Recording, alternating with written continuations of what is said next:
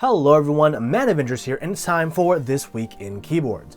I think I'm going to try to work on doing more micro episodes, so I get more episodes out there, but hey, let's get to the news. Zeal has now closed the Xeno discussion on Keycap, announcing all units have officially been shipped. The group buy has been eagerly waiting since it started November of 2018. So this marks almost 3 years from all units being sold to officially all units shipped. I think this marks the second longest run behind the Model F Kish Saver repo by Ellipse, and it's going to lose its second place to the 280S once Zonnet finishes shipping that out. But hey, be strong, 280 batch 3 and 4 members. Be strong. We'll get through this. But hey, let's start off with some new modern news, and let's catch up with some early October to today with some news. DSS CMYPwade is checking our interest, and it checked my interest. Well, it didn't check my interest. It's DSS. If you're a DSS fan, it's probably the best DSS set yet, so GMK Terror is out of season and therefore out of mind. You know what I don't like? When the amount of mouse wheel scrolls to see what a keyboard looks like is greater than 2. The Glacier 80 probably has some interesting stuff going on, like a leaf spring gasket PCB. But hey, you know there's formatting issues when everything beforehand is the actual data and I still don't know what the keyboard looks like. Yeah, I don't like formats like this for group buys or interest checks. GMK Pink on black should really be called Pink Magenta on black, unless my monitors and my eyes deceive me so. Shingi Hashimoto of Engadget Japan reviewed the new round 3 of the Realforce line, which seems to have been released suspiciously quickly compared to the previous round. It looks like there is an aesthetics change and Bluetooth, but we're all used to Topra working in the span of decades at a time, which makes me think, did round 2 do so poorly? An exec in the keyboard division was like, you guys better throw something out there to get our sales number up or heads are gonna roll, except in Japanese. GMK Lilac on black is, as the name suggests, lilac on black. Tyke 75 also requires too much scrolling to get into the meat and potatoes. In fact, it starts to look more like an interest check for posters than for a keyboard. ePBT Hangwa is very light on the colors as well as the gradient. Not my cup of tea, but I don't hate it.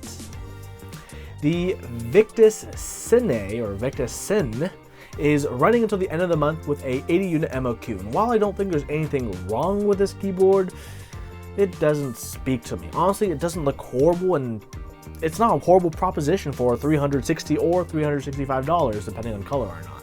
It's not a bad idea. GMK Panda is running until a couple of days before Thanksgiving, and it looks fine. There's nothing particularly amazing or horrible about it, and that's okay. The Tiramisuit is a special version of the Mr. Suit board that's supposed to be paired with GMK Tiramisu for those who have a good taste in desserts. And if you're big on thematic boards and thematic sets and kind of fitting everything together with a theme, with your lifestyle, go for it, I guess. The W1-AT by Goneworks is about to end as this video is going live, and you know what? I kind of love this quirky modern FAT layout. I don't really need it. There's no reason it should appeal to me. Well, there are several reasons, and it does appeal to me. It really does. I'm mixed if I'm gonna get it, but we'll have to see. If I get it, that's gonna be exciting. The Rotor is a 65XT layout with a pen and balls holder. You know what? I actually don't hate this design at all. I kind of fancy that deep dish holder and those gentle sides coming all around. It'll be running soon. First come, first serve, 100 units at under $450 each. The Trio 75% is Percent Studio's next project, and the real question is, are the PCBs better than the old Commute PCBs? I mean, of course they are, right? They have to be. They can't be memed on this long for bad PCBs. I'm not a huge 75% fan, but if I was, I'd probably get the E7 over this, and you know what? This still isn't a horrible consolation prize if you missed out on the E7. MW Commute looks like GMK Dracula and GMK Mizu had a secret love child. It's not horrible, this is not my cup of tea. The bias round 2 looks simple and clean, and oh my god, it's $620. At least the weight on the bottom looks dope. GMK Mictlan is also out of season as Dios de los Muertos has passed, but actually as a set, I don't hate it. I actually kind of think it's quite alright. ePBT Hemkund is great if you like the Punjab language, and that's all I know about it. DSS Hail Satan is for 40% users. How fitting. MW Gelato doesn't look as delicious as actual gelato, and that's extremely disappointing. That's a no-go for me for that set. The Concrete 60 is a Concrete 60. It's in the name, folks. Tray mount. Excitingly, GMK Camping will be having a third round 3 sooner than later, next month, which a lot of you guys will be excited about. Yay! Thank you, King SC, for round 3. And moving on, the Ergodox. I can't believe it's 2021 and someone is running an Ergodox group buy.